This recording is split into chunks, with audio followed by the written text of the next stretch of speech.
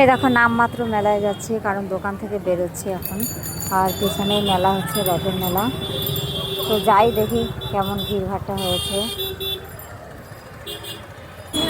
এই দেখো, তো আস্তে আস্তে হাঁটতে হাঁটতে যাচ্ছি। দেখো বাস স্ট্যান্ড পর্যন্ত চলে এসেছে রথ। আর ওই দেখো ঠাকুরটা দেখো কত সুন্দর। তো আগের রথে গেছিলাম, প্রথম রথের দিন গেছিলাম বগুলায়। তো আজকে ভাবলাম হাঁসখালি থেকে একটু দেখে যাই। তো মেয়ে যাওয়ার কথা আছে, ওর বাবা হয়তো নিয়ে গেছে, কারণ আমি তো দোকানে এসেছি। তো এইখানকার রথটাই একটু দেখে যাই। দেখো কি ভিড়। তো সবাই ভিড়ের মধ্যে প্রসাদ নিচ্ছে, আমি আর ঠেলে ঢুকতে পারলাম না। তো এই দেখো আমি এই পাশটা দিয়ে কত দোকান পাশান বসেছে, ছোট্ট একটা বাজারে মেলা, কত ভিড় ভাট্টা দেখো, ঠেলে বেরোনো যাচ্ছে না।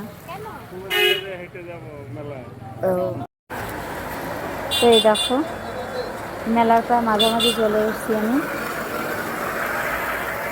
তো এই দোকানগুলো প্রথম রথের থেকে আজ পর্যন্ত আছে, কালকে এরা ভেঙে নিয়ে যাবে। তো এই দেখো রথের গলির শেষের দিকে আমি তো এই দেখো ভাবলাম কিছু কিনবো, কিন্তু কি কিনবো, মেয়ে তো চলে গেছে, মেজোটা গেছে রথে, হয়তো ছোটোটা আর বড়োটা যাবে না।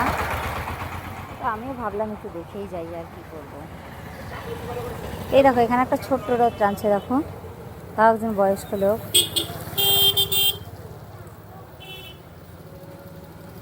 দেখো তো সাথে সাথে বৃষ্টি হয়েছে, বৃষ্টির জন্য একটু অসুবিধা হচ্ছে।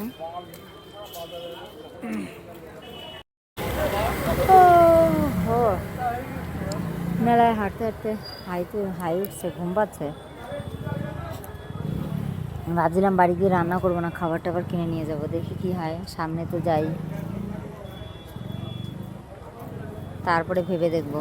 এবার ওর বাবাও দেখা গেলো কিছু খাবার নিয়ে আসলো মেয়ের সাথে গিয়ে।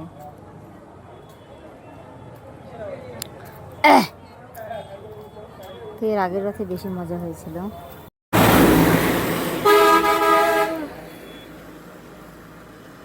যাক এই জায়গাটা একটু হালকা হয়েছে।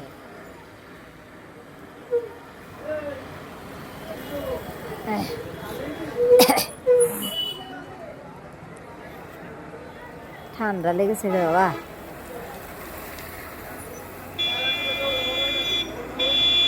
দেখো কত আওয়াজ।